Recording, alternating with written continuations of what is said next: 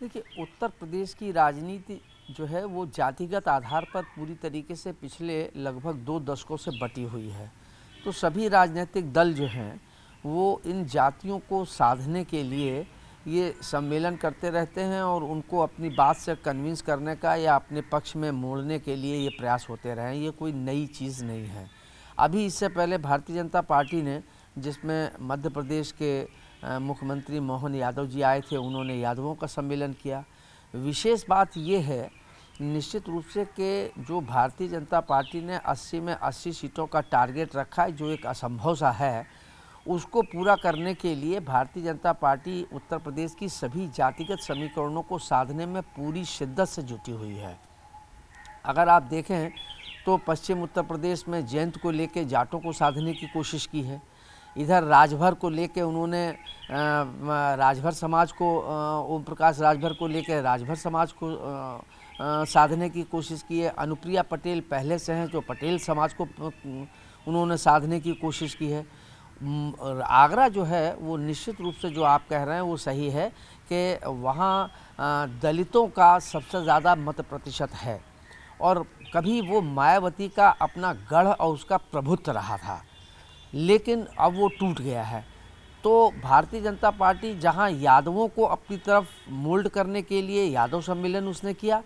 वैसे ही मायावती ने ये जो घोषणा कर दी है कि वो किसी दल के साथ नहीं जाएंगे, वो अकेले चुनाव लड़ेंगे। तो ऐसी स्थिति में भारतीय जनता पार्टी ने दलितों में एक संदेश देने के लिए, हालांकि काम वो दलितों में पहले से कर रही है, लेकिन इसके लिए उसने एक बड़ा सम्मेलन आयोजित किया जिसमें भाजपा के राष्ट्रीय अध्यक्ष नड्डा साहब, मुख्यमंत्री सभी वहां पहुंच रहे हैं और वहां निश्चित रूप से कुछ ना कुछ दलितों के उत्थान के लिए, दलितों की हित साधने के लिए कोई ना कोई बात वो ज़रूर कहेंगे ताकि दलित मतदाता उनके साथ जुड़ सके।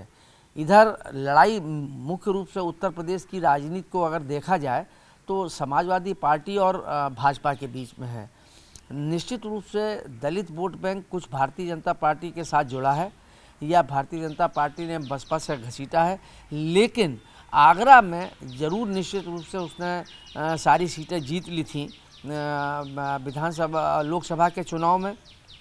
विधानसभा में भी उसका बहुत अच्छा परफॉर्मेंस रहा था और मायावती कमज़ोर हुई हैं। तो वो अच्छा, भारतीय जनता पार्टी की एक नीति भी ये है कि इस देश में क्षेत्रीय दलों से बड़ा विकास कार्यों में नुकसान हो रहा है और उसकी मंशा है कि इस देश में 2 दलीय प्रणाली यहाँ रहे। ये क्षेत्रीय दलों को ख़त्म करने का जो एक, या उनको नेपथ्य में डालने की जो योजना है, ये उसके तहत भी ये माना जा सकता है कि वो जाति, उत्तर प्रदेश की सभी जातियों को साधने का और अपने पक्ष में करने के लिए ये प्रयास कर रही है। उसी क्रम में ये आज आगरा में दलित सम्मेलन किया जा रहा है। जहाँ तक ओम प्रकाश राजभर की बात, वो बड़बोले नेताओं में हैं,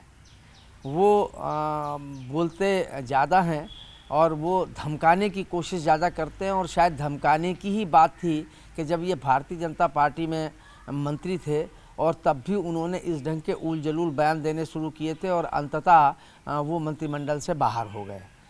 ठीक उसी प्रकार ये समाजवादी पार्टी से जुड़े, जब वहाँ से हटे वो या निकाले गए, उसके बाद समाजवादी पार्टी के लिए भी वो अनाप शराब बोलने लगे। तो ये राजभर की एक अपनी कह लीजिए कि ये एक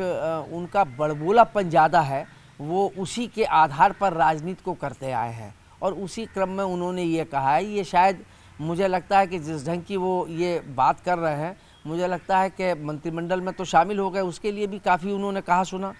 कि मंत्रिमंडल का हमको लेने की बात थी, नहीं ले रहे हैं, डिले कर रहे हैं। तो मुझे लगता है कि अब ये एक दबाव बनाने की कोशिश कर रहे हैं। दबाव की राजनीति ओम प्रकाश राजभर की रहती है कि शायद मंत्रिमंडल में उन्हें विभाग कोई बढ़िया मिल जाए, शायद ये उसी लिए दिया गया, मुझे ऐसा लगता है कि दिया गया बयान है। जब एक अखाड़े में पहलवान उतरते हैं तो उतरना तो है ही और हार जीत तो होती ही रहती है, वो अपनी जगह पर है। लेकिन जहाँ तक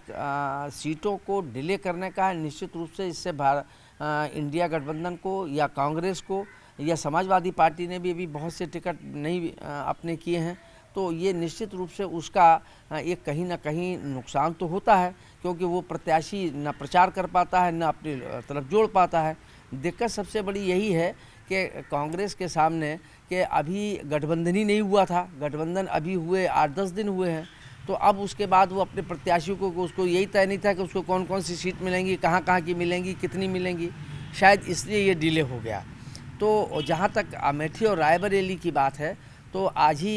ये बात अखबारों में आई है, या ये बात कही गई है, शायद कांग्रेस के सूत्रों से आई है कि अमेठी से राहुल गांधी लड़ेंगे और शायद वायनाड से भी लड़ेंगे, दोनों जगह से लड़ेंगे। और रायबरेली की जहाँ तक बात है, वहाँ प्रियंका गांधी के लड़ने की उम्मीद है कि वो शायद संभवतः वहाँ से चुनाव लड़ेंगी। हालांकि वो टफ होगा, क्योंकि भारतीय जनता पार्टी ने वहाँ 2 विधानसभा क्षेत्र उनके विधायकों को अपने साथ जोड़ लिया है। तो इस वजह से प्रियंका का लड़ना मुझे लगता है कि लगभग तय होगा, क्योंकि और कोई प्रत्याशी आएगा तो रायबरेली सीट हाथ से निकल सकती है।